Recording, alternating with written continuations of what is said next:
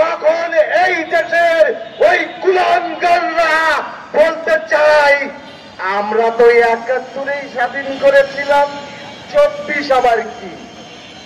৭১-এর স্বাধীনতা লুট করেছিল মুজিববাদী ধর্মের লোকজন, ৭১ দখল করেছিল সোনাগাছির সন্তানরা, ৭১-এর সাফল্য দখল করেছিল ভারতে ৫ কুকুরের বাচ্চারা।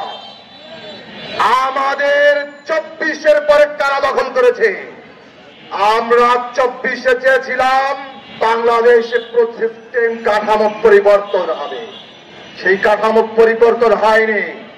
আন্দোলন আর রাজনীতি কখনোই এক না।